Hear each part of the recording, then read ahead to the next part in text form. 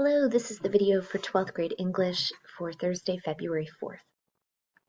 So today we talked about Thursdays and how they're going to be a little different typically. We will not necessarily have our normal instruction.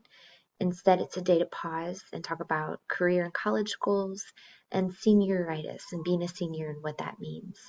And then I also went into our grammar construction that we'll be asking you to do for the next couple of weeks. And you can see there, this is your STEM. So in your big Google Doc today, you're going to write that sentence 3 different ways. This spring will be a challenge because, this spring will be a challenge so, and this spring will be a challenge but. And you'll finish each of your 3 sentences. So that's the new grammar construct, and I'll go into it a little bit more. On our Schoology page, you'll see your access to your big Google Doc there, and then of course our agenda that I just went over. And then if you scroll down, it's our weekly document. So I'm going to go here to get to the slides for the week, and that's where you can find a little more color on everything that we did today, and of course the whole week. All right, so day 3. I talked a little bit about showing up and how I code absences. And it's probably similar to other classes, but I just wanted to be clear, so I went through that instruction today. Basically, if you are in the Zoom class, you're present synchronous. If you don't go to Zoom class for all sorts of reasons, including the fact that you just miss one class, you usually come, or maybe you never come to Zoom class because of an agreement that we have that you have work or whatever it might be, that is fine, as long as you do the work. And for me, doing the work means finishing your big Google Doc writing practice. So what I'll do on Fridays is go into our big Google Docs and I'll check everybody's work and I'll see that it's there. If it's there, even if you weren't in class, I mark you present asynchronous. That big Google Doc is really key to everything. And then of course, it's an unverified absence if you were neither in Zoom class or did the big Google Doc that week. So we talked about that a little bit, made sure people are clear on what it means to miss class. If you're watching this video, you did miss one class for whatever reason, and I'm here to emphasize again that that is okay. It's just that you then have to go through the structure you're going through, which is learning what you missed and then making sure you're doing the writing practice. So then we talked about your senior year and how conceptually Thursdays will be different to honor you and to celebrate what you have uniquely that maybe has never been true before in your life. There might be a time where you need to think about your career because high school's over in June. So we'll use Thursdays to talk about resumes, cover letters. We'll do some like personality tests. We'll bring in guest speakers and we'll look at career options. We'll also have college topics that day. So we'll learn who is college bound and we'll modify some of our assignments so that you have a chance to practice what you'll need for college. Then we also have this senior year concept of celebrating and commemorating your senior year.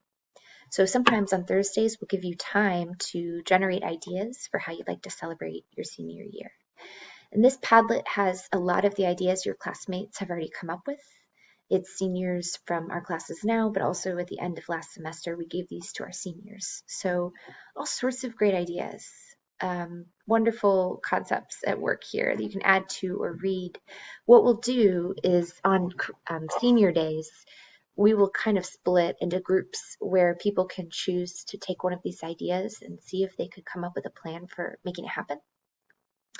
And then there will be an idea always open to you for your own individual oral history. And that would be something you could choose if you really don't want to think about a general celebration. So we talked about that. And then, lastly, I went into our structure for writing practice. So we do really specific writing practice in this class. It's meant to make you a professional writer, not necessarily someone who can generate tons and tons and tons of pages. We don't have long papers in this class. That's really more appropriate for dual enrollment, which is a composition class. In this class, we're focusing on brevity and excellence. Brevity means short. So every day we will have 3 sentences that you write, and that will grow sometimes into paragraphs or more. But it will always have a very focused structure on grammar perfection. Really, what I'm looking for is perfect comma placement. So it's my job to teach you the comma placement, and then I'd like to see you practice the placement of accurate punctuation. That's kind of where we're starting. We'll start with because, but, so statements.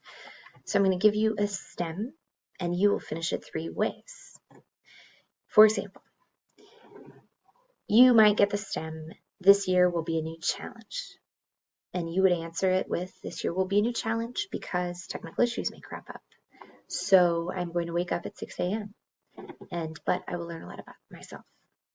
3 different ways to respond to that stem using the 3 different connector words. We are looking at comma usage, like I said, especially in these early days. So why are there commas sometimes, but not always? Here's the general rule. Always insert a comma when the phrase that follows could be a complete sentence, like it's a totally new thought. Don't insert a comma when the phrase that follows is an incomplete sentence.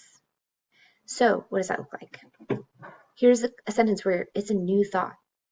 This year will be a new challenge, comma, because technical issues may crop up. Technical issues may crop up is a complete sentence. It sounds like a complete thought. So a comma is appropriate there. But in the second example, this year will be a new challenge because of the pandemic. Of the pandemic is not a new sentence. It would be weird if you said that, right? If you walked up to somebody and just said, of the pandemic. It has half a thought in it. So because of that, it has to be combined with the first part of the sentence.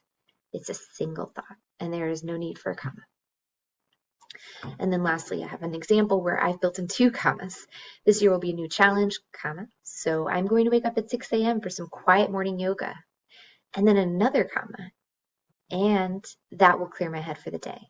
There's 2 commas because there's 2 new sentences inside the sentence.